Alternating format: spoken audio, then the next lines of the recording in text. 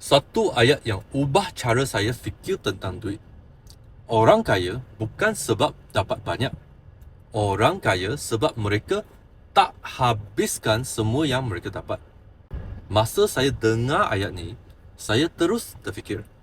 Sebab saya pernah jumpa orang yang dapat 30,000 sebulan, tapi masih tak kaya. Kenapa?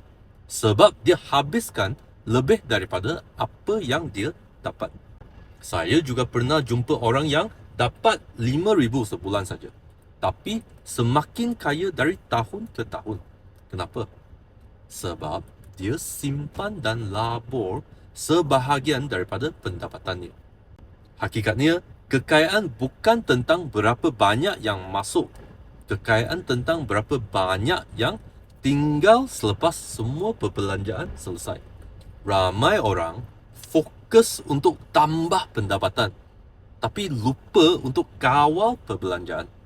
Sebab itu, orang kaya bukan semestinya yang paling banyak dapat. Selalunya, mereka ialah orang yang paling bijak mengurus apa yang mereka dapat. Jadi, hari ini, jangan cuma tanya diri, saya dapat berapa?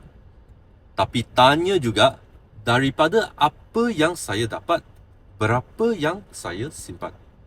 Kerana masa depan kewangan kita dibina bukan oleh apa yang kita peroleh, tapi oleh apa yang kita simpan dan invest.